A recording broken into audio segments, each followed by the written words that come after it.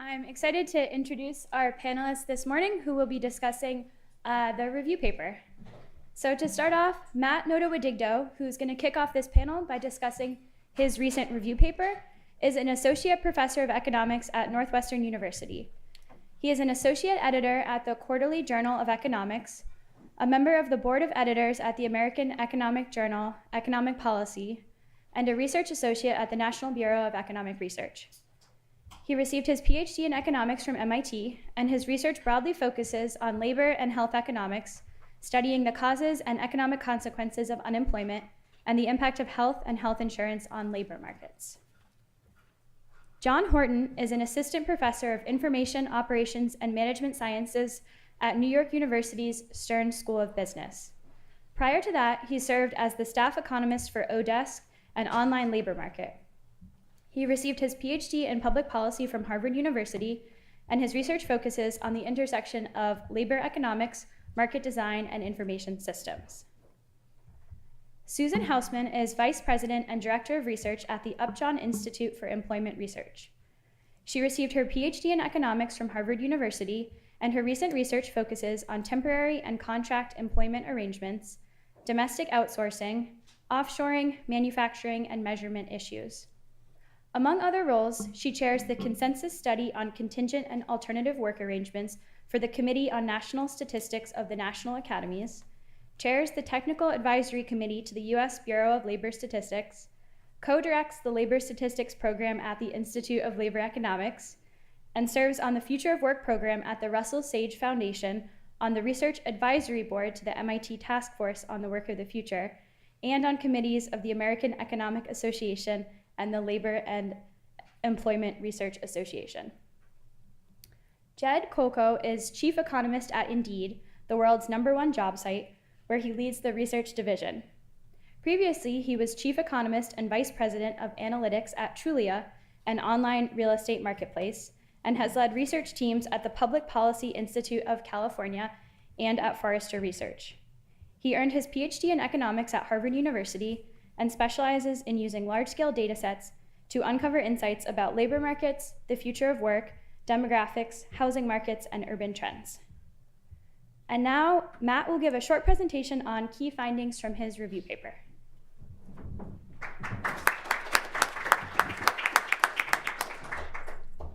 Thanks very much. Thank you all for coming. I'm excited to present this review paper. I promise I will try to do it in the least boring way possible. This is joint with David Otter, who is right there, and Anran Lee, who is in the audience. You can raise your hand.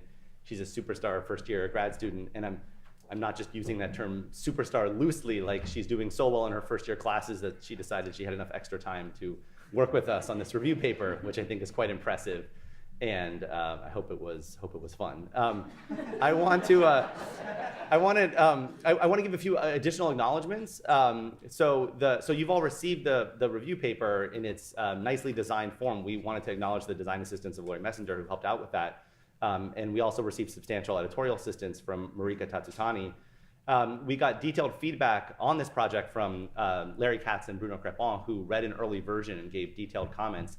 I also want to mention that we're open to additional comments. We may release another version of this paper as an MBR working paper. If there's additional papers that, as you read this review paper, that you think we've missed and it would be good for us to talk about, please let us know, because I think this is going to be a useful reference going forward.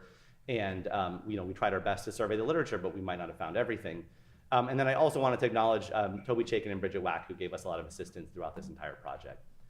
The outline for this talk is I'm going to give a brief motivation of the review paper and try to describe the scope we had in mind when we started out working on this. And we had to narrow the scope so we wouldn't spend years working on this, and we decided to focus on 4 key areas: skills training, post-secondary education, alternative work arrangements, which would include jobs in what's the so-called gig economy, as well as surveying work on management practices. So that's what I'm going to spend most of my time talking about, and then I'm going to wrap up and talk about some next steps that we have in mind for this initiative. And I also want to acknowledge and thank in advance the discussants that are going to talk about this paper after I wrap up. Okay, so motivation for the paper is similar to the motivation of the initiative. We recognize the existence of some adverse trends in labor market outcomes for less educated workers, such as workers without college education. There's also a growing body of evidence that we discuss in the review paper about technology's polarizing effect on the labor market, the hollowing out of routine work that has caused sort of this polarization into good jobs and bad jobs, and that we think creates a policy challenge of how to help workers develop the skills they need to thrive. And that's really the logic that I at least have in mind for the JPAL North America's Work of the Future initiative. We're trying to support randomized evaluations that can help workers, firms, governments, other organizations such as NGOs, education institutions. We want to help them prepare for the work of the future. And this has been highlighted a little bit today, but I just want to reinforce the fact that what we're particularly interested in this initiative is the support of randomized evaluations. And Amy Finkelstein, who's been involved with JPAL North America from the very beginning, she sends her regrets, she's at Princeton. She has a great sales pitch for this that I will try to reproduce here, which is that randomized evaluations can really provide useful evidence for policymakers. They can also be great for researchers that are trying to come up with publishable contributions. And for me, why am I involved in this? Well, my dissertation advisor, David Otter, asked me, and it's hard to say no to your advisor. That's answer number one. Answer number two is that I feel like personally, I feel like my research has been impacted by JPAL North America in a very positive way. So not all of my research is randomized evaluations, but I have several projects that are either recently completed or in the field right now. We're doing randomized evaluations of safety net programs, including SNAP, the food stamps program, and Medicaid. And these projects were made possible because of the support that we received from JPAL, the matchmaking that JPAL gave us to meet state and local governments, to meet nonprofits that were interested in evaluating what they were doing. And we were interested in studying them as researchers, and we were able to find a way to do a randomized assignment that let us carry out a high quality randomized trial. And I'm kind of an evangelist for this right now. And so that's the second reason for why I wanted to sign on when I had the opportunity to participate in this initiative. Okay, so now let me get into the paper. So the scope of the paper is going to be focusing on these four main areas: skills training, post-secondary education, gig economy, management practices. I was asked by the JPAL staff, how do we come up with those areas? And I didn't have a great answer on the phone. We did consider some other areas that we felt like there wasn't enough research to survey, such as how transportation infrastructure could change the future of work. I think that's super interesting, but there wasn't enough to survey to kind of make an informed prediction about where there's going to be opportunities for randomization. So these are the areas where we thought there was a sweet spot between some existing research that you could build on, and we also thought that there could be some scope for randomization. I want to be very clear that we do not want these areas to be kind of bounding the scope of activity in the initiative. People will be more creative than the three of us, and we are interested in considering proposals outside of these areas or on experiments that are quite different from what we talk about in the review paper. And so within each of these four areas, in the paper, we survey some of the existing research that we found. That research uses a range of different methodologies, approaches. Sometimes we were able to find existing randomized experiments. Sometimes they were not randomized, but they were quasi-experiments or natural experiments. Sometimes they were more descriptive studies, just looking at the data. And we try to cover all of those. And then throughout the paper, we're going to try to highlight opportunities where we think that there's some scope for using randomized trials to build out the knowledge base and add to the existing evidence. Okay, so now I'm going to jump right in and go through each of these four areas. So first on skills training. So I think skills training is a pretty natural area to consider in this initiative because as there's technological change, that's likely to cause employment declines in some occupations and employment increases in other occupations, such as declines in motor vehicle operators, but increases in employment in occupations that are involved in monitoring or maintaining the new machines. And so investments that workers could make to build their skills is an obvious response to the kinds of displacement that you might see in response to the technological change. And so what we want to try to do is get a better understanding of what you can achieve through these kinds of training programs, what kinds of training programs are effective. Okay, the review paper starts by discussing some of the meta-analysis that's been done of active labor market programs. That includes things like job training, vocational education. We also discuss targeted programs such as trade adjustment assistance. I'm calling them targeted programs because they're for a specific segment of the population, but they're trying to provide training, reskilling in a way to mitigate the adverse impacts of job displacement. Okay, so our reading of the literature on active labor market programs is that they tend to find modestly positive effects on average, but maybe some larger gains for programs that emphasize human capital accumulation. So speaking on behalf of my team, I think we're also quite intrigued by some recent quasi-experimental evidence. So, but just so we're all on the same page, the term quasi-experimental here means that the authors did not do a randomized trial, but found some source of variation in their data that let them argue that they could approximate a randomized trial. And one is a paper by Houseman that studies trade adjustment assistance, and using a quasi-experimental design finds some evidence that this adjustment program was able to increase earnings among displaced workers. And then there's a very new paper, hot off the presses, by Bertrand and co-authors that looks at vocational education in Norway. And what was interesting about this paper is that the paper finds some evidence that vocational education in this specific setting in Norway diverted some boys out of college who would have otherwise attended college if not for the access to vocational education. But despite that diversion, it actually still raised their long-term earnings, which I think is an interesting way of highlighting the fact that there's a number of outcomes you want to look at when evaluating these programs, not just how it affects ultimate educational attainment, but maybe also how it affects longer-term labor market outcomes. And then in his feedback to our initial draft, Larry Katz sent us just a bunch of papers on sectoral employment programs that we were not familiar with, that he talked briefly about, and really exciting. And so I'm not going to mention this in as much detail, actually, because Larry mentioned it in his remarks already. But it looks quite promising in some of these programs are able to combine some upfront screening, meaning that not everybody ends up getting treated. And that's potentially important, as Larry mentioned in his remarks. But the combination of screening, skills training, where here skills training is often very broad. It's not just training about the industry or sector that you're going to be working in, but also providing, I think what the others would call sort of soft skills training. These programs often include some support with job placement, also other follow-up services.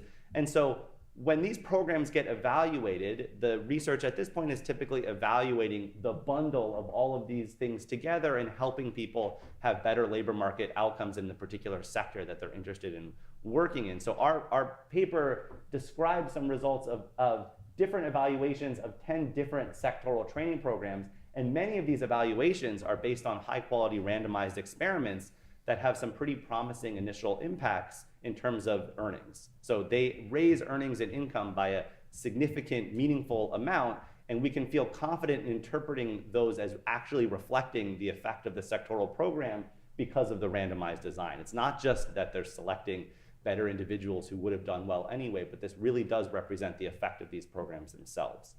At this point, I want to say that I was quite interested in the previous discussion about the healthcare sector, because although we don't talk about the healthcare sector specifically, I'm at least half health economist in terms of my own research interests, and I'm particularly interested in sectoral programs that are focused on the healthcare sector that maybe can use some of these programs as a template for thinking about how they might be designed and evaluated.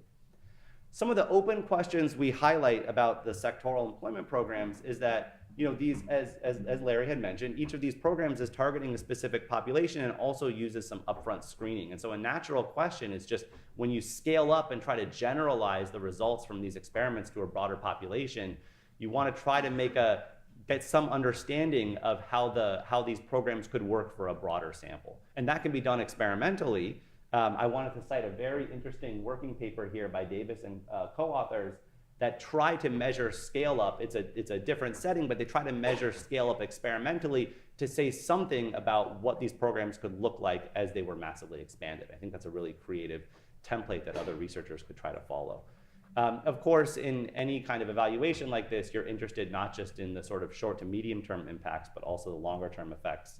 And that's, I think, often a concern because of the potential that some of these earnings gains could fade out over time. We also are interested in potential experimentation using machine learning techniques. In this particular context, what we have in mind is that the kinds of services that could be providing information that's individualized based on machine learning algorithms. So that could be individualized information based on things like existing vacancies, labor market prospects, and we see that as a really interesting template for future experimentation as well. Most of the studies that we surveyed focus on outcomes of targeted individuals. What I mean by that is the individuals who are actually receiving the services as part of the training program. Okay, and that's obviously, I think, a natural place to start. But if you wanted to do a more comprehensive evaluation of these programs, we wanted to highlight the fact that it's important to also consider potential spillover effects to other individuals that weren't directly treated by the experiment.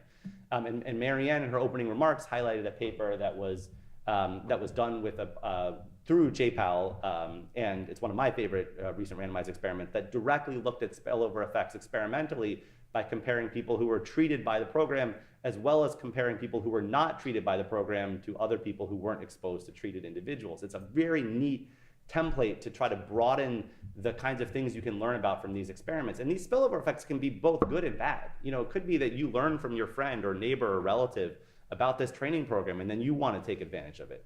You know, you might think of that as a positive spillover effect if this program is actually having a positive effect on labor market outcomes. But the potential negative spillover effects is that if jobs are just scarce, you might be able to get a better job, but that might come at the expense of someone else. And so I think trying to tease this out more rigorously is a really interesting avenue for future work. Okay, so that was what we basically summarizing what we talked about in the paper about skills training. We also talked briefly about post-secondary education, although here we wanted to limit ourselves in scope a little bit, just because the JPAL has existing initiatives in kind of the ed tech space, and we didn't want to duplicate that work, but we are interested still in considering proposals that do randomized evaluations of different types of post-secondary education. I think that's very easy to motivate. There's been a pretty large increase in return to education over time, even among students that are academically marginal. By that I mean, based on their characteristics, their grades or test scores or what high school they went to, you might not think they would be individuals that would be particularly successful in college, and yet we find in many different quasi-experimental settings that those students still do well in terms of the earnings they're able to get after going to college. So we talk a little bit about experimental evidence on trying to address existing barriers to increasing educational attainment. That could be things as simple as just providing information to individuals. It could be reducing financial barriers, or it could be kind of broader treatment that does what these authors call case management, of actually kind of providing not just information, but you could think of it almost like counseling. And so these are things that I think are worth continuing to experiment with. The counseling could also look almost like mentoring, which you could combine with reducing financial and informational barriers to try to learn more about how you can most effectively reduce barriers to increasing education. We highlight in the paper, we're particularly interested in community colleges, which educate a large number of students, but in our review of the literature, most of the interventions we were able to find were not specifically focused on that population. So that's something that we're interested in seeing more work about, and the templates for the experiments could look like some of the experiments that we're already summarizing in the review paper. We're also interested in alternative models of post-secondary education. So that could be things like MOOCs or online learning programs. We were not able to find any long-term RCT evidence on online education, meaning we don't know eventually what online education is able to deliver for the students that are currently taking advantage of it. We also see some potential for audit studies, which could be randomized experiments that try to understand how employers evaluate individuals that have online education versus otherwise similar individuals that have standard in-person degrees. Like, nice template for this is work done by Larry Katz and others looking at comparing students who went to for-profit versus non-profit colleges and universities. And audit studies are just a very natural way of trying to recover information about how employers perceive this training.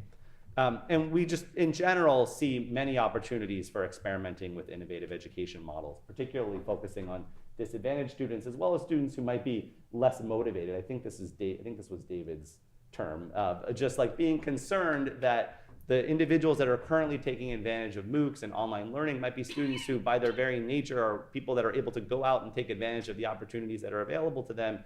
And it's not clear whether there's other students who maybe would benefit from additional education but aren't taking advantage of these. And that's, I think that creates scope for more experimentation. Okay, I now want to talk about alternative work arrangements. This is probably in the, you've seen this in the media a lot, the rise of the so-called gig economy that creates new earnings opportunities for many workers, but at least when I talk to journalists about this, they seem to come from the perspective of the gig economy being a mixed blessing. For some individuals, the flexibility of these jobs might be very valuable, but for other workers, it's just not clear if these jobs are going to be able to deliver enough financial security and economic stability. And that's, I think that creates opportunities for researchers that can work with organizations that are interested in learning about the gig economy to do some randomized evaluations. In the paper, we talk a little bit about some parallels to temp workers, the temporary health services industry, which was studied a lot years ago. There are some similarities, but there's some differences as well. Often in temp work, you don't know where you're going to be working. Sometimes you may not know your schedule. In some of the platforms in the gig economy, it's almost the opposite, where the workers get to choose their own schedule. And again, I think that might have some benefits and costs that are worth studying carefully. There's some existing research we talk about in the paper that tries to value how much workers care about the flexibility that this kind of gig economy work provides. I think that's a really interesting area of work, and that was made possible by economists kind of embedding themselves in the companies that are providing the platforms that let workers work in the gig economy. And I know that John's going to talk about that in his discussion, is just these sorts of partnerships between the platforms and researchers, I think is also a really interesting template for the kinds of experiments we'd like to see in this initiative. Some of the open questions that we highlight are first, as was highlighted earlier, the worker representation in the gig economy is challenging to think about, because these workers in many cases aren't employees. They're basically self-employed independent contractors, micro entrepreneurs that are working on the platform, and so that creates a lot of interesting policy debate about how to think about worker representation in that context. There's also some work by Harris and Kruger that we briefly summarize about thinking about redesigning the safety net to better serve these kinds of workers. A lot of the safety net right now was designed with the formal employment in mind that doesn't really match up with what a lot of jobs look like on gig economy platforms. And so I think these are really good big picture ideas that I want people to think about, but it may not be obvious how to tackle them through randomized experimentation. So sort of more concretely, the kinds of things that we think would be useful for experimentation are the kinds of information programs or counseling or mentoring that I had just talked about in training and post-secondary education. I think those sorts of interventions could work for workers that are thinking about working in the gig economy as well, such as making sure they take advantage of all of the tax benefits available to them, or making sure they're saving for their retirement in the most tax advantaged way. And we're also, as I said, interested in experimentation that's based on partnerships with the platforms themselves, particularly platforms that might allow for greater product differentiation, because one of the concerns we highlight in the paper is that in some of these platforms, you're basically commoditizing labor services that are pretty undifferentiated and don't require a lot of training. And it's hard to imagine how those kinds of jobs are ever going to lead to meaningful earnings growth. But there's other platforms that, because they may allow for greater differentiation, may provide workers an opportunity to make investments that can lead to longer run earnings growth. And then the final area I want to talk about is management practices. So we broke this up into different parts of management.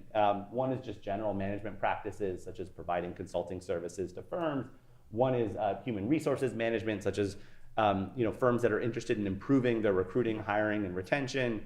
One was focused on workplace design, such as firms considering allowing workers to work from home. It's often discussed as maybe in the work of the future, we'll all be in our pajamas all day. And there's some early experimental evidence in China in a call center that tried to evaluate what's the productivity effects of allowing workers to work from home relative to coming into the office. And I think those are the kinds of experiments that you could imagine being a template for work that we're interested in here as well. And then we're interested in human technology interactions, such as the fact that aircraft now have a lot of automated software, there could be surgical robots down the line, figuring out how exactly these technologies complement or substitute with workers is something that we think you could try to learn you could learn about experimentally, but we don't have a lot of examples of this right now. In all of these cases, sort of experimentation would seem to work best really within the firm. So again, it's another example of where I think you need a partnership between a willing firm and researchers that are interested in going in and working with the firm to figure out what works in terms of improving hiring retention or trying to make sure that technology is used in a way that benefits the workers.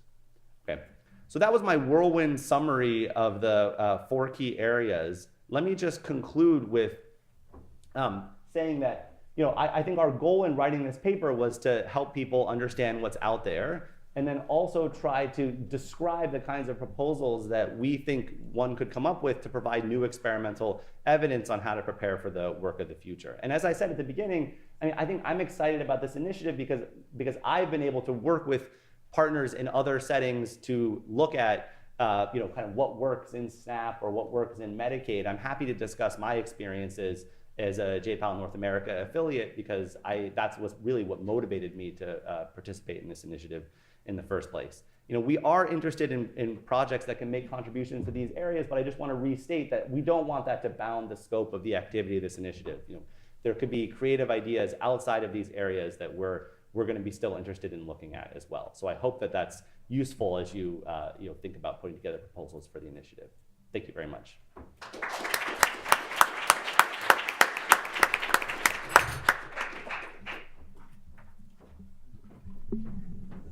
Great, thanks so much, Matt. Now each of the panelists is going to respond to Matt's presentation.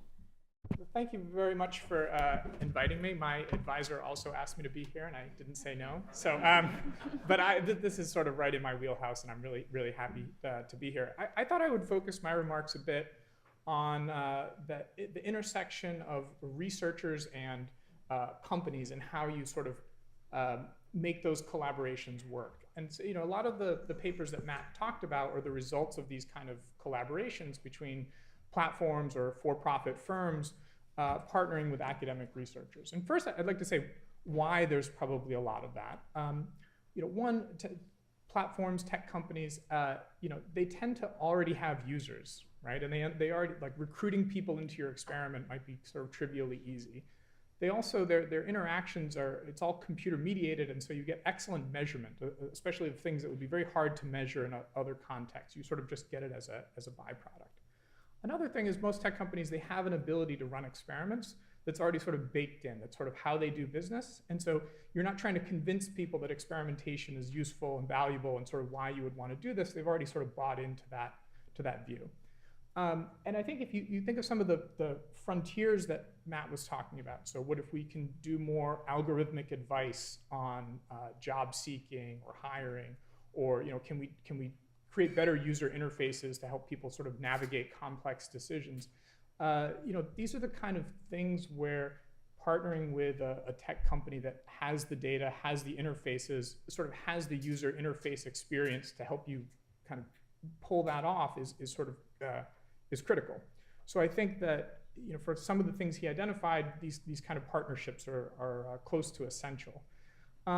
However, I think that there's some real challenges in doing this in a credible way, and partially it's because researchers and people in companies don't always sort of speak the same language, and their incentives aren't always aligned.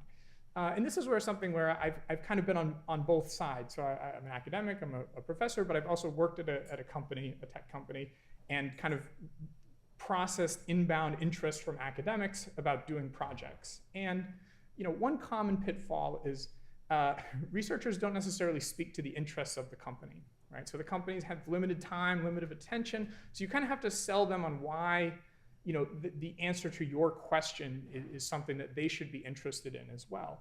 And sometimes that's a little bit of salesmanship. Sometimes it's not possible. Sometimes there's just questions that would be really academically interesting.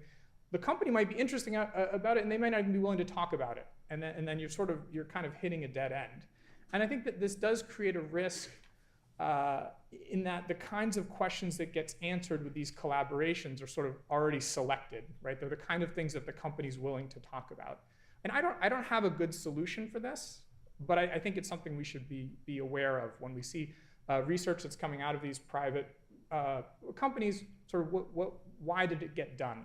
I think, generally I think the work is of very high quality, but there is this sort of selection step that we have to consider. Another factor is the fact that, as researchers, we're almost all subject to an IRB.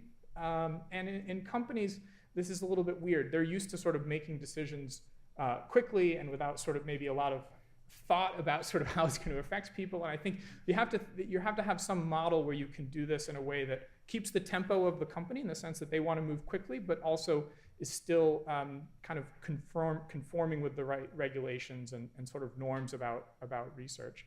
I think related to that, we need good models for how to do this kind of research where the rights and interests of the academic to publish something sort of regardless of how things turn out is sort of preserved and protected. This is a little challenging, though, because if you're trying to talk to some company about doing some research, they've just met you and you start talking about your rights and the contract that you want to sign, it's a little bit like talking about a prenup on a first date. It seems very, very sort of presumptuous. And so I think, how I've managed this is to sort of start slow and say, let's get to know each other and let's sort of maybe sign a memorandum of understanding where we'll eventually sign a research agreement that lays out the right to publish regardless of the results, that gives sort of reasonable data access for replication. Things like that can sort of happen down the road. So I think, in summary, I think that there's an enormous opportunity to do more of these collaborations. I think there are some pitfalls that, as a research community, we need to be aware of and be sort of considerate of. But I think it's a lot of the questions that we're interested in, it's going to be hard to get at them unless we pursue these partnerships and make this something that becomes the norm and sort of easier to do. Okay. Great, thank you.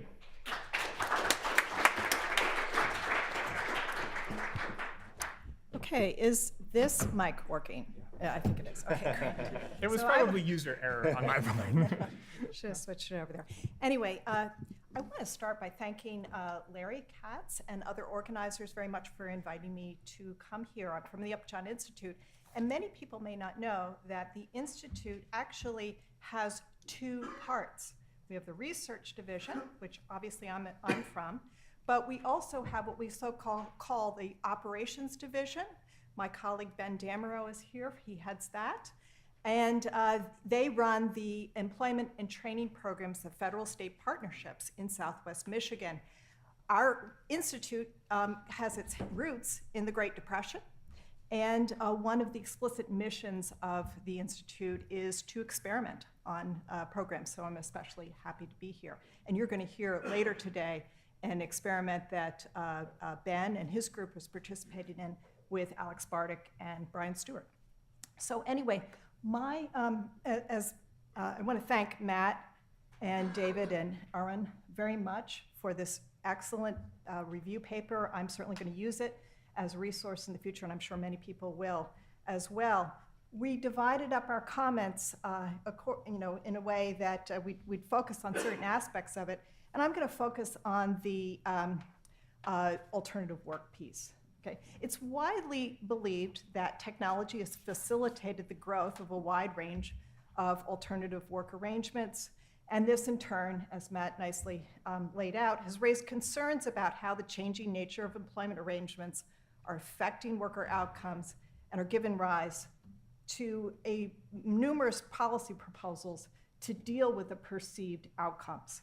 So, for example, Matt and the authors mentioned, and Sarita really emphasized, one type of alternative work arrangement that's technology-driven, and that's unpredictable scheduling. Okay, so scheduling algorithms have really developed and are widely used in retail, hotel, and food services industries. The problem, these sort of better match workers to demand. Okay, so it's good gives some flexibility to the companies. The problems, as Sarita really illustrated, for workers are that often they don't know what their schedules are going to be more than a day or 2 or 3 in advance. And it also leads to some volatility in hours and earnings. In a sense, companies are kind of shifting some of the risk, the economic risk, onto workers. This has led some to question whether we need, in this day and age, new regulations to govern the degree to which companies can do this. And indeed, New York City and Chicago and Seattle and other cities have started to regulate this. Another area is online platforms and mobile apps. These connect workers with customers. They've made some analogies to temporary help industry, which I think is very useful, like temp help. These are temporary jobs. Unlike temp help jobs, though, and I think this is important, is that these workers are not employees. Okay, they are almost always treated as independent contractors, self-employed. That means that they are not covered by social insurance programs, employment and labor laws, completely outside our system of social safety net designed for the traditional employee-employee arrangement. And so we've seen the rise of a variety of proposals that range from, we need to reclassify these people as employees. We need to have a third category that gives them some protections. That's basically the Harris and Kruger proposals. And we need to extend social insurance programs and make it easier for these workers to access affordable benefits. There's a wide range of other types of alternative work arrangements that weren't covered in very explicitly in the paper. For example, there are just a lot of other types of contract work. Technology has arguably enabled businesses to better control complex supply chains, which many believe has facilitated outsourcing. These contract arrangements may be with individuals, independent contractors, or contract companies. What's the problem? Well, in some cases, they may be used to achieve greater flexibility and so impose risk onto workers. Outsourcing may also be a mechanism for lowering wages and benefits, as Johannes Schmieder's work with several co-authors is nicely illustrated, or for shedding liability for workers. They're not responsible, for example, for injuries, wage and hours violations and the like. That's something that David Weil has really emphasized. And his policy proposals have had to do with extending legal liability to contract companies for these workers, the so-called joint employer arrangements. So in thinking about possible policy initiatives to deal with these problems, and there's other sorts of alternative work arrangements, one would want to know something about the incidence and trends in these various types of arrangements. But here, I'm just, because of time, I'm just going to briefly say that here the evidence is conflicting and very limited. Take unpredictable scheduling. The figures cited in the paper come from, I believe, the General Social Survey statistics. That's a really small survey, okay? We just don't have good evidence on this. Independent contractor work, we know that the contingent work supplement found no growth in this recently. However, evidence from by various authors using tax administrative data shows much higher levels and a trend growth over time that is simply not being picked up in household service, and that's a concern. And the gig work platform stuff, the BLS spent quite a bit of time and money trying to get a very good measure of that in the last contingent worker supplement, and in their words, the questions did not work as intended. So we don't have official numbers on that. We do have some numbers that come from private estimates. So regardless of the lack of information, we certainly can agree that at least for some of these arrangements, like the gig economy, that these are quite likely to grow in the future. And so my closing minute or two, just let me think about, sort of draw out some possible implications for the JPAL program. The paper did a really nice job of outlining various questions, research questions that need to be answered. I think perhaps the most important one is what are the implications for these various work arrangements on worker trajectories? We don't know very much about that. We have some nice evidence from the JP Morgan Chase Institute that suggests, at least for these gig online platform jobs, that people tend to be in them for very short periods of time. But one might think that the people who bank with JP Morgan Chase is not completely representative of the population, especially the population that concerns JPAL. And there's some really nice evidence from a Federal Reserve Board survey that suggests the incidence of online work and other types of informal work is extraordinarily high amongst low-educated, minority, poor individuals. So with that in mind, the questions we'd really want to know are, to what extent are these used on a temporary basis by this demographic? And to what extent do they are they used on a longer term basis? And does taking this type of work arrangement actually facilitate people, help them to acquire more stable full-time jobs if they want that? Or does it impede that kind of work? And here I think that it's certainly worth thinking about a random controlled trial study that might address this. Obviously, one can't randomly assign people to alternative work arrangements or regular work arrangements, but you can certainly use different information provision, say, for example, with unemployed workers, to see what kinds of effects, assuming that providing in return to work programs, providing different sorts of information, for example, encouraging people to look for those full-time regular jobs, whether that has an impact on the types of jobs they take. If it does, significant impact, then you have some leverage for studying differences in the effects of these different types of alternative work arrangements. So I will stop there. Thank you.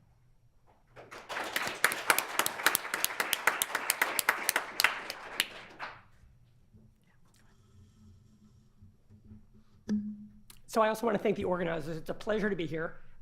It has been actually a kind of exhilarating morning. One of the things that's meant is that the stuff I thought would be interesting to follow up on has completely changed. Many times over the past 2 hours, I've been sort of, editing and taking things off and, saying, a completely different set of things and wanting to react to an echo than I imagined. So this is going to be a bit of idea roulette. Some of it's going to be directly related to randomized experiments. Other comments a bit more general about work.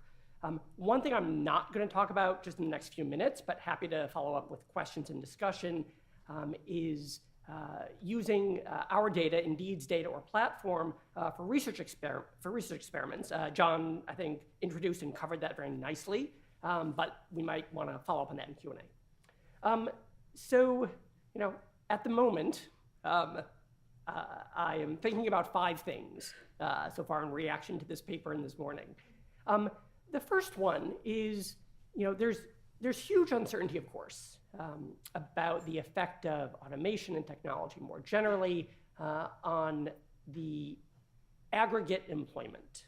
Create lots of jobs, destroy lots of jobs, at what rate? Estimates all over the map. There does, though, seem to be a lot more clarity that there will be distributional impacts. It is easier to point to groups likely to be more affected by technological change and going to have more difficulty making transitions than others. We can imagine the distributional impacts probably more easily than we can imagine the aggregate effects. And I think, when thinking about randomized experiments, particularly around the effect of technology, thinking about heterogeneous treatment effects and setting up experiments that will be able to measure those is critical. Certainly around demographics, including age, Also around geography, given lots of work suggesting that the prevalence of routine jobs, risk and benefits of automations, and so on will vary hugely geographically. It'll also depend on macro conditions. The effect of an intervention around skills training may be very different. In a labor market where quit rates are very high, firms already are inclined to invest in employee training, then 5 or 10 years from now, when we're at a very different point in the cycle, perhaps, with different macro conditions. And with the heterogeneous treatment effects, I'd also want to really echo Abby's point earlier around the fact that dynamism has slowed down, and it may be that less that there's so much change and rather that there are barriers to mobility. And how do these kinds of interventions interact with existing barriers to mobility?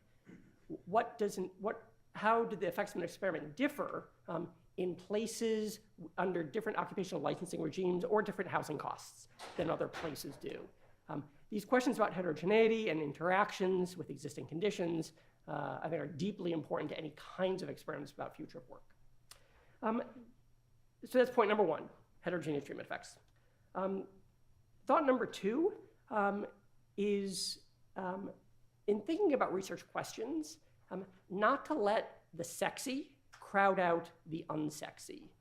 And this is, mostly echoing Sanjay's kickoff point, about, is this all about getting truck drivers to be data scientists? On our site, when we see people looking for jobs, people in occupations arguably more threatened by automation tend to be looking at adjacent types of jobs. Not a lot of truckers looking at data scientist jobs. And I think to the extent that we can think about treatments and advice that isn't skewed by what's sexy, is likelier to be more helpful. So in thinking about what are the essential technology skills, maybe not coding in a way that data scientists do, but knowing how to use Excel or a shared calendar. The kinds of technology skills that are actually widely applicable, transferable, and perhaps a much more plausible transition rather than trying to compete with those who have been coding for decades and have professional degrees in that. So number 2, don't let the sexy crowd out the unsexy. Number 3, when we think about technology and the work of the future, we're naturally inclined to think more about labor demand and how does technology change the kinds of workers that firms will demand. We shouldn't overlook the labor supply side. Lots of great research, including by folks in the room, at the effects of technologies like the pill or at-home labor-saving appliances that had effects on the supply of labor, particularly around women's labor force, formal labor force participation. In the future, when we think about, say, autonomous vehicles, we usually go first to what does it mean for the truckers, but autonomous vehicles might have important effects on what our productivity is while commuting. Could also have effects on the labor supply of parents who spend a chunk of their day chauffeuring their children around places. Who knows? So not just effect on labor demand, but also effect on labor supply. That's number 3. Number 4, and so now I'm really speaking from being in the private sector and in sort of very corporate-y jobs for a long time. Lots of really interesting stuff happens within firms. And increasingly, given that we're not seeing a big increase in job switching and a rising share of the workforce works for large firms, there might be a lot of interesting questions and research, or at least sort of hypotheses that can be surfaced by thinking about within firm transitions and dynamics. What determines career paths? What determines who gets laid off and who doesn't? And just my own personal experience as a hiring manager suggests that you can certainly think about workers in terms of skills they have and how well they will perform at the job that they're in today. But often when it comes to hiring or making decisions about layoffs, a really important question within firms ends up being, who is more agile? Who is more likely to be able to make a contribution in something completely unexpected or outside what they've done before? That skill, in my own experience, is often much less than perfectly correlated with how good someone is at the narrow thing that they were hired to and are used to doing today. There's probably a lot of rich room to maybe think about experiments or at least surface questions based on what we can learn from within firms. So that's number 4, think about what happens within firms. And the last thing, the 5th thing, is a couple thoughts about skills. This comment is inspired in part by Marianne's very profound introduction about her father's interview experience. When we talk about skills and skills training, we typically default to thinking in terms of giving people new skills or helping people get new skills or developing new skills, going from not having a skill to having a skill. But there's clearly a lot of room for helping people realize, articulate, and demonstrate skills they already have, particularly skills that may be undervalued, and skills that, again, might not be that highly correlated with the kind of skills that are more visible or valued. And I think so for one thing, this could really benefit people who are traditionally disadvantaged in the labor market. My own sense is, people who have extended experiences being a racial or ethnic minority, particularly when growing up, or people who've grown up queer, end up needing to develop certain kinds of skills, code switching, reading a room, things that may be necessary, things that might be, essentially survival skills, but end up being incredibly valuable in lots of workplaces, in lots of workplaces and lots of roles. In a technology company, the skill of being able to communicate with the engineers and the lawyers and the marketers is far more valuable and rarer than the skill of being able to code really well in a certain language. Often, when we think about hiring processes, particularly in tech firms, they're often really biased toward the skills that are easily trainable, often skills that young people have, and often biased against some of the skills that older people have developed. At the same time, it's much harder to label or enumerate those skills, and so I just want to sort of end on, going back to Abby's point about, how do we interact more constructively with the public debate. Thinking about some of these skills, not as soft skills, but more as deep skills, and thinking about, what are the kinds of skills that people might come with that might not be as correlated with having the hard, more surface and visible skills that increasingly are harder to measure, harder to value, but harder to automate, and might increasingly be those that we value in the workplace. Thanks.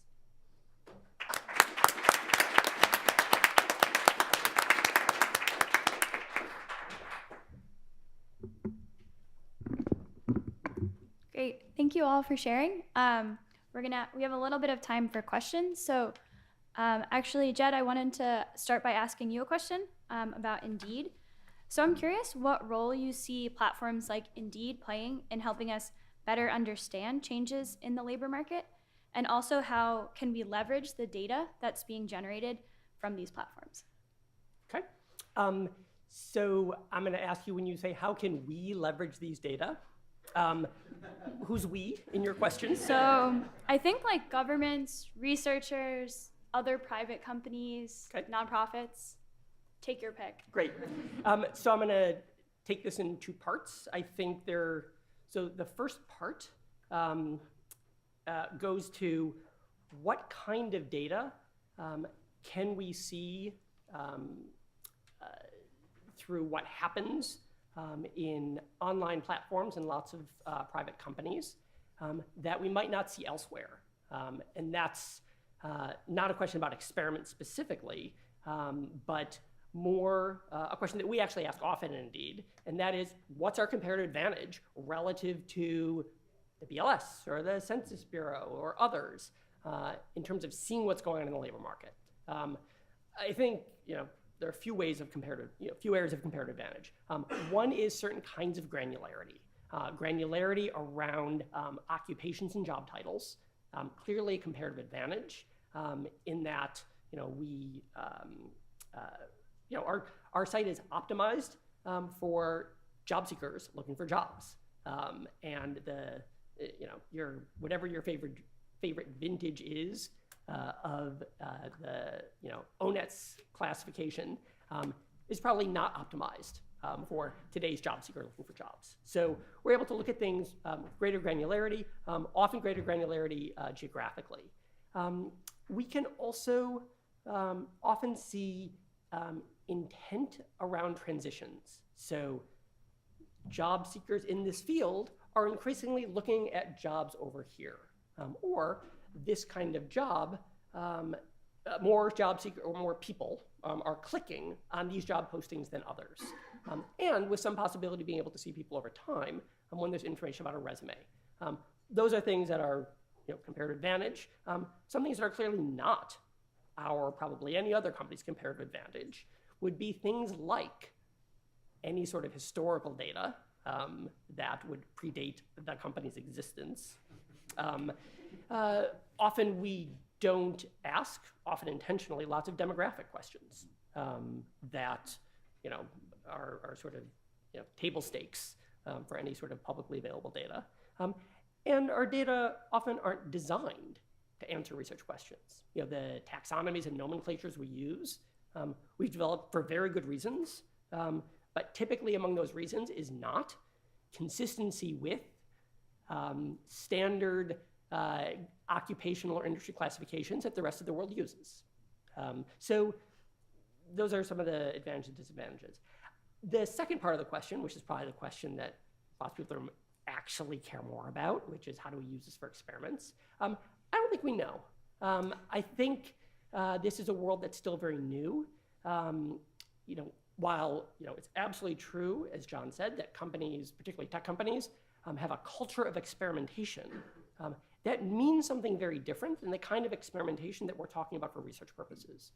When companies talk about having a culture of experimentation, what that most often means is A/B testing, which is often something as micro as if you change the color of this box on the site, do more people click on it? Now, that's an experiment. And there are statistical tests that go on after that, but that's a very different kind of experiment than what we're talking about here with a world of different expectations and norms and so on. The kinds of questions that we and other companies end up asking, around experimentations and partnership ideas tend to be, first of all, legal questions. Does this violate someone's privacy? Does this share information? Does this violate terms that we already have? There's a research element, and we've got economists. We're in a position to ask, is this idea that someone's come to us with, is it a good, well-defined question? People all the time come to us and say, we'd love to have your whole history of job postings so we can see how the labor market's changing. That's not a well-defined research question, folks. So we're in a position to make some of those judgments also. It's got to be information that's not competitively sensitive. No, we're probably not giving you our entire history of job postings. Good reasons for that. There are also other kinds of ethical questions.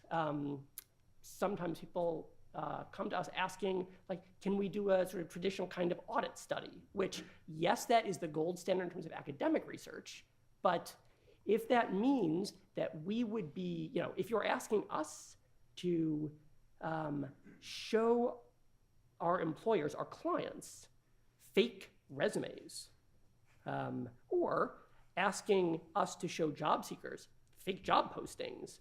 Like, that actually raises like real and understandable ethical issues for us with respect to our clients and our users. So what might be the gold standard in terms of academic research could raise ethical issues for us. So on that IRB question, I'd phrase this as a different set of ethical questions, some of which we might care more about than researchers do.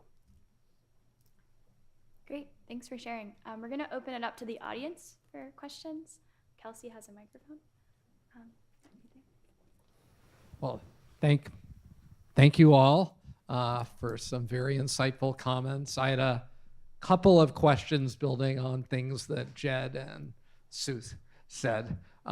First, you raised an interesting point that builds on what Sarita said about these deeper skills rather than the things that typically come on a resume and traditional soft skills. And the way this is starting to be conceived, it sometimes goes by the name of social skills. Or David Deming, part of it is, as you said, the person who can interact between different parts is essentially, think of a trade model in economics, reducing the cost of those transactions are very valuable in the workplace. And when we look at data, that seems to be where the rising returns in the labor market are, is this combination of exactly what, the person who can understand enough technical stuff that they can talk to the, tech people and the lawyers, but has the ability to translate it in different ways. And so the question I ask you is, how does, what we've seen is it's very, it's difficult for people to signal this to employers that they have that set of abilities. Is there some way you can imagine or test to, we sort of have soft skills training. We know this seems to be very important. And what we do seem to know from, sending out people to search for jobs with different incentives and stuff, that the unintermediated market where you just send someone out, where they apply online, doesn't seem to give them any credit for these types of things. It's some ability of someone to vouch for them or to have a narrative. We've seen the same thing in housing. Sending people with a housing voucher to higher income neighborhoods fails unless there's some intermediary that helps you understand their credit record and why they're trying to get their lives together. Do you have a sense, working in this, how one could try to create some credentialing or some way to make that more possible, or does that all happen inside firms? And the other question I wanted to raise so she raised a very important point. We have real problems measuring these informal work and alternative work arrangements, but the narrative sort of got a bit out of control. I sort of contributed some in that by making a mistake, but the fact that something may not be growing by an infinite amount doesn't mean it isn't important. And how does one bring back, even if the level of alternative work arrangements isn't 3 times higher today than it was 20 years ago. Even 20 years ago, for a lot of low-wage workers, having to make, do a second job, work in an informal setting has been very important. How do we retrieve that and use the data research to bring back these are still important issues, even if not everyone's going to be working in a gig job in the next 5 years?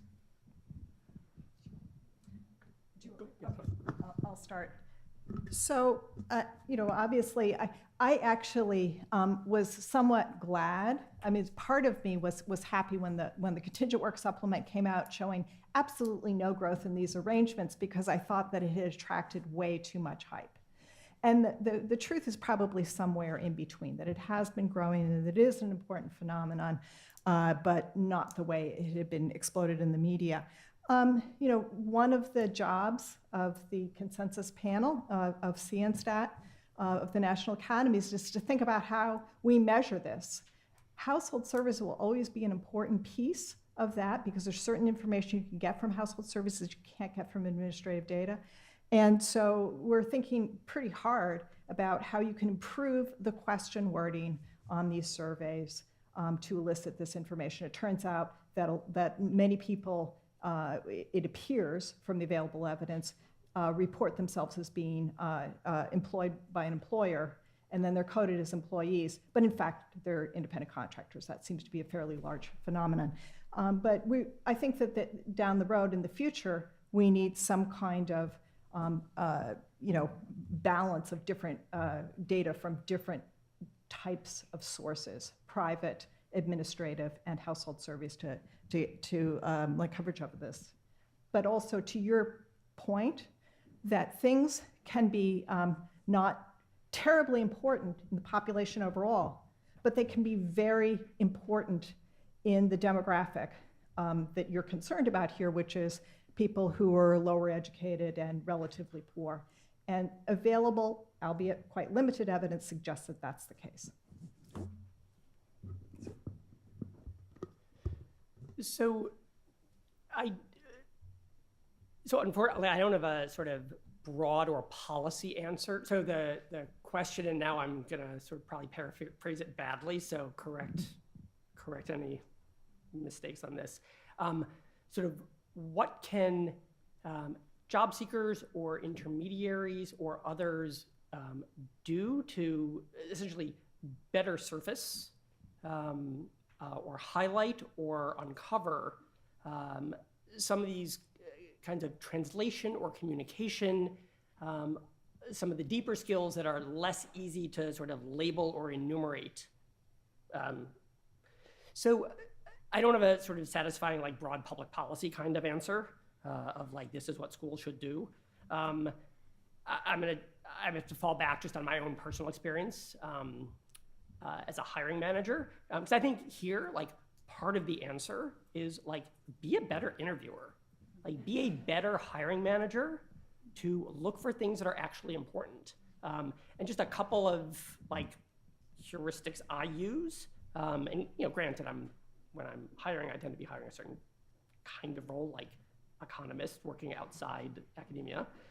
But a positive signal to me would be academic experiences that are really far apart from each other.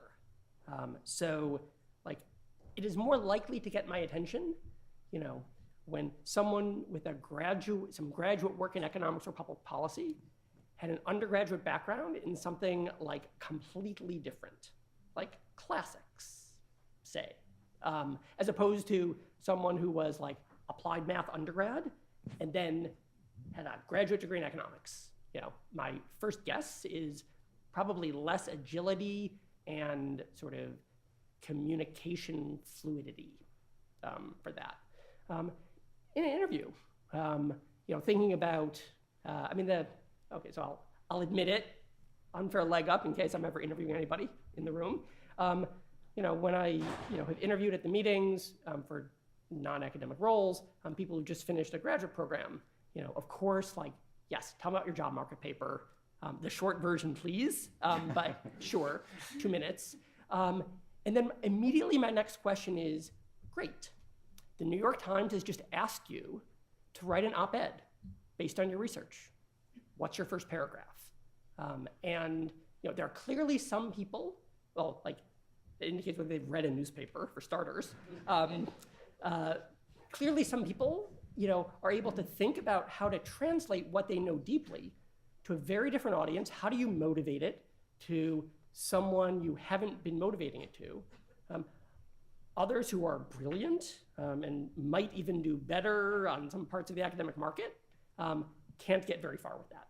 So I think it's very, very domain and role specific, like how you uncover that. But I don't think it's hard for a conscientious hiring manager to come up with ways to surface some of those abilities. Great. We have time for a couple more questions.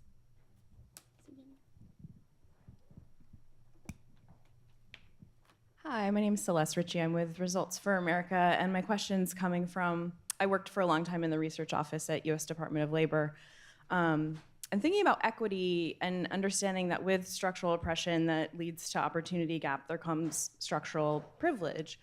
And we talk a lot about treatments and programs in the research base for helping folks to achieve more in our capitalist system. But what's the evidence base and what are the research opportunities for trying to affect those with power and with money? Jed, you were kind of getting at some of these concepts, but I just wonder, can we really influence employers and the government as an employer and as someone offering lots of these services to change our own culture of white supremacy and capitalism. Who wants to take that first?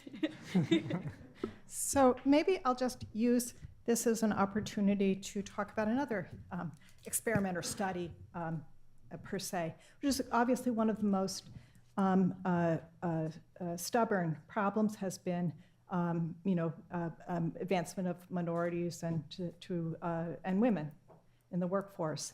And there have been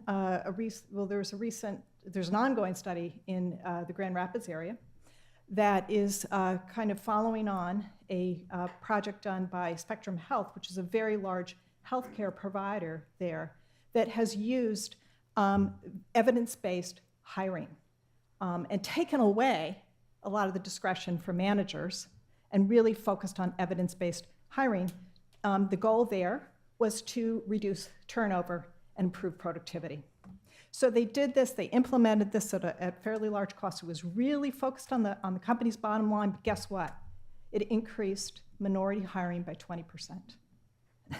So one of the ways, if you think that there's a lot of discrimination out there and judgments going on by hiring managers, is actually to use more evidence-based research. The Kellogg Foundation is very excited about this and is funding this expansion of this to see if it can be replicated in a larger number of companies, both medium and large-sized companies, and across not just the healthcare sector, but across a variety of industries. So here's an example where technology, we kind of say that we're not capturing the soft skills with this sort of types of screening we do, but in fact, there's Gallup as an organization specializes in these psychology tests to test for soft skills. There are ways to do this, and there is some evidence, and some people believe that more evidence-based testing and so forth can lead to better outcomes, and in fact, possibly results to be remain to be seen, reduce the discrimination in hiring. Great. Does anyone else on the panel want to respond to that, or should we take another question? Yeah. Hi, I'm Deborah Kobus from JFF's Center for Apprenticeship and Work-Based Learning. And I just want to say there have been, I think, two parallel or adjacent conversations happening around the supply side and then employer practices. And in the review, those were kind of bucketed as well. You've got your skills training and post-secondary, and then what the employers do. And I think that junction across where those two meet is really going to be critical for answering a lot of these things and thinking about where employers are using proxies to understand what's coming out of the supply side. And I think the soft skills or employability skills, which is what we say at JFF, gets at a lot of this. There are credentials out there for soft skills. It's not like that's an absent field. It's that employers don't care about those. And there's some question, I think, as to why, and to get at the discrimination question. Are employers really always interested in soft skills, or are they interested in having a screen to cover for their discrimination because they're looking for, certain people or a certain culture fit or what have you? And so I think there is a lot to tease out what's happening in those moments. And, without saying my educational background, like we've all been instructed in these panels to listen to everyone that's there because we've been introduced with, you have a PhD, here's the very impressive institution that it's from. And that is our proxy for then valuing the research that follows. So I think we have to be very cautious about how we're approaching our learning and what that says about these interactions. And then one other sort of very minor comment to go back to the skills training thing. A question that's come up a couple times has been for the question of scale. Would these skills training programs be equally effective if we had a different skills assessment process? And I think the answer to that is no, but. Every nonprofit that we've interacted with or sort of introduction of a new kind of skills training, you basically see the first phase assessment. The cohort doesn't do that great. They adjust their assessment practices, and then the future cohorts do better. Like the program design is specifically tailoring assessment to outcomes. So I think a sort of more targeted question is, what program adjustments are necessary and what's the sort of cost of introducing those different program designs in order to make those programs effective for a broader skills sort of assessment and intake.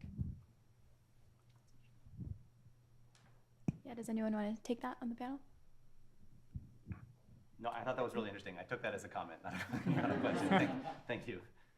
I mean, I have a response to the non-question. Well, I mean, I think that we don't actually know that much about how firms hire. I mean, we have audit studies, we can kind of poke and we can see. I think, just to sort of call for more research, I think kind of a greater understanding of how employers make decisions, how they collect an applicant pool, how they decide to go to the next step, like how does the bargaining play out?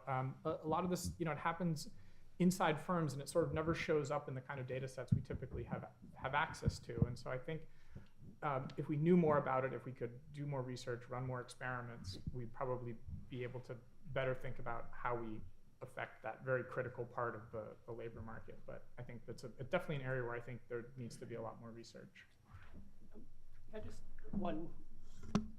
one very quick thing about understanding how employers hire. And again, this is a very much like from the inside comment. The answer to how employers hire in going from 200 online applications to 5 versus looking at 5 and then actually choosing one to extend an offer to are entirely different processes. The kinds of biases that enter in each one of those, entirely different. The people involved are entirely different.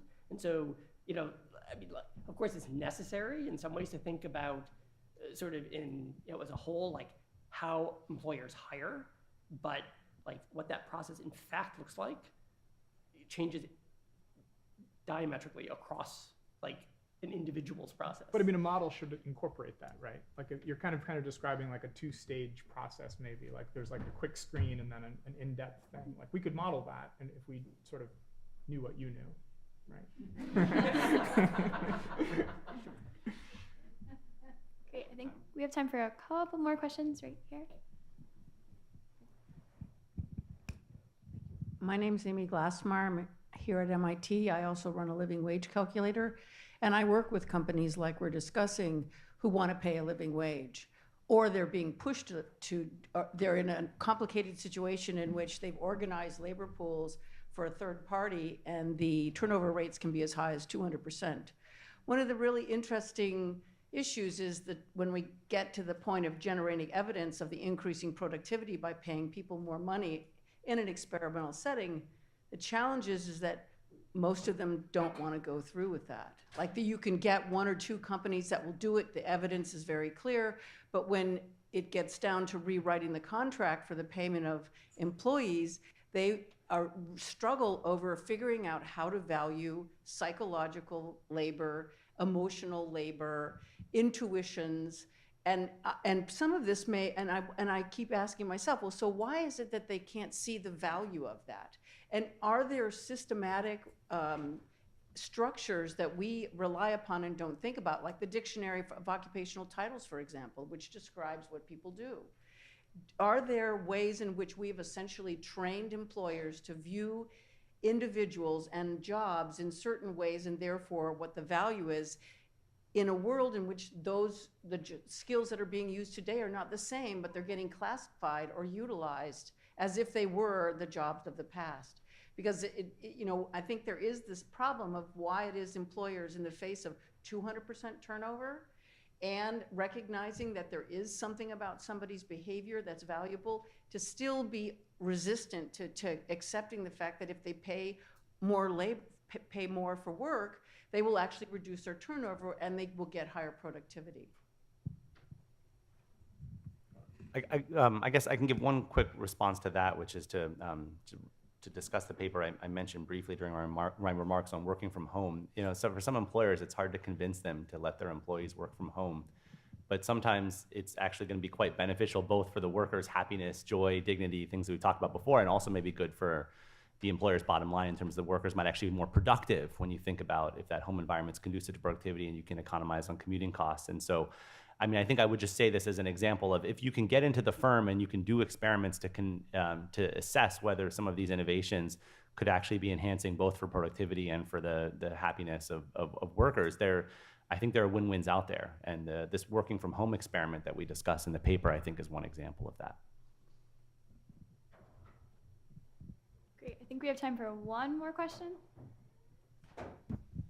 Hi, Chris Kingsley, Annie E. Casey Foundation. And I have a quick question, which maybe is kind of a segue into the panel after lunch as well, to pick on Matthew and John for a moment. Matthew, you talked a lot about opportunities for partnership with firms in this research agenda, which I think is important. And John, I really appreciated that you followed that up by mentioning there's a question of incentives here, which is something, Jed, you got at as well. So let's worry about that for just a moment, right? It's easy for me to imagine Uber greenlighting a study about the effect of SMS texts on uptake of government assistance or something, right? It's a lot harder to imagine them studying the long-term skills decline that might be a consequence of driving for Uber for 10 years. So what would you suggest to JPAL and to your fellow researchers as a kind of set of ethics that could be considered, discussed, enforced for how to engage with firms so that research agenda is, the kind of thing which I think responds to Sarita's call to action this morning? Great. Yeah, so let me start by saying that we've talked a lot about firms, but we don't intend for this to be limited to firms. Actually, my experience is more on partnerships with state and local governments as well as nonprofit organizations that work helping people take advantage of the safety net programs that they're eligible for. Even in those settings, state and local governments and nonprofit organizations, I think these same sorts of issues arise. The nonprofits maybe aren't interested in you evaluating an intervention that turns out not to work. Or the state and local government, there's going to be certain research questions we're interested in the state and local governments think are too politically sensitive. I was particularly interested in an outreach intervention that sent different messages to registered Democrats and Republicans. I think that would be a super interesting academic study, but the state government didn't go for it, unfortunately. So I'm using that at the outset to just say that I think that these sorts of the issues about the kinds of projects that get selected into the sample of experiments that you can run is true almost just as much, I would say, in the context of state and local governments and nonprofits as it is for private firms. In my experience, the way that I've dealt with this is to try to come up with a data use agreement and a sort of understanding at the outset that then doesn't let the partner withdraw the study after the fact if they're not happy with the results. I think to be, my sense of where economics at least is going as a field is that will sort of almost become a requirement for doing these kinds of experiments, is that partnership there has to be a common trust at the beginning that they can't, if they're not happy with what you found, that they're gonna pull the plug. And sometimes firms, might not go for that. They might say, I'm not willing to sign that. And then maybe that's where the experiment, maybe that's where it breaks down. So that's just something that, I'm just speaking for myself here, not the NBER or JPAL or the American Economic Association. But I think, one way of guarding against this is by specifying at the outset, this is the topic we're interested in, this is going to be our approach. You can review the paper for factual accuracy, but you can't tell us not to publish the paper after we've written it. So, I've done some work with the American Hospital Association, which is a very shrewd organization in terms of their political involvement and their lobbying, and they shared proprietary data with us that we used for a study, and we made very clear that you're sharing the data with us. We're going to write the paper on this topic. If that turns out not to be something you're happy with, then we're going to come back on the agreement and say we have the right to publish the paper anyway. Now, maybe you're not going to work with us anymore after that. You're not going to be happy with that relationship, but we thought that sort of maintained the scientific integrity of what we were trying to do. Just to build on that, I mean, one perspective is look at the questions that don't get asked and collectively assume the worst, and that will force them to answer those questions in an unraveling type way. I think, one is sort of picking partners that are approaching a particular question with kind of this sense of clinical equipoise. Those sort of they just want to know the answer and don't really have maybe a very strong public-facing interest in sort of how it comes out. I think I have a research collaboration with Uber, who's sort of been remarkably open, and we had the kind of relationship that Matt was talking about, where I have the right to publish it sort of regardless of how it turns out. But I think that's still pretty rare, and companies are kind of understandably reluctant to do that. I mean, there's other things you can do. For example, anonymizing the name of the company. Well, sometimes it's obvious. If I say a large social network that, or a large search engine, people are going to know who you're talking about. But a lot of the companies that are interesting, they're not quite household names, and you can, by giving them this sort of veil of anonymity, it can help. And there's also, there's some things that companies are just sensitive about that maybe aren't necessarily that academically interesting. Like, they care a lot about, don't report daily active users or growth rates or things that like would affect the investors or might have like, public market impacts. But, that stuff doesn't usually matter too much in most of the kind of papers we're writing. And so if you kind of agree up front to just, hey, I'll write around this, or that won't be a focus of the paper, that probably gives them feeling a little more comfort in saying, okay, we'll give you the right to publish if you put those protections in up front. Yeah. The private sector is big. It's like most of the economy, and really also incredibly heterogeneous. It's incredibly hard to generalize. Companies vary enormously in terms of how mission-driven they are, whether these kinds of integrity questions would come up, the state of their data, whether they have researchers in-house, who would be sort of useful in understanding partners. So I think sort of don't take too much from any one experience you might have had with one private company and assume that the next private company you talk to will be similar. So that's one sort of blanket point. Another is just to echo that like all organizations have their baggage, and my own personal experience is that I've experienced much more support for research integrity in the private companies I've worked for than in the nonpartisan, non-advocacy research nonprofits I've worked at. By no means everybody's experience, but huge variation that overlaps on this. And the last thing is, most of the companies we're talking about are larger companies. We have a lot of parts and a lot of people who are going to weigh in on this, who are going to have different understandings and different perspectives. And sometimes, like, we can't even figure out who the decision maker ultimately is going to be for some kind of partnership that nobody's ever done before. That, like, even if it sort of sounds like a good idea to everybody, like the transaction costs in a large company of making a new kind of decision may be bigger than any clear benefit. And that's, I'm not sure what to do about that. But there are lots of non-nefarious reasons why partnerships might not work out. Some seem like completely inefficient reasons, but that's kind of how a lot of organizations are.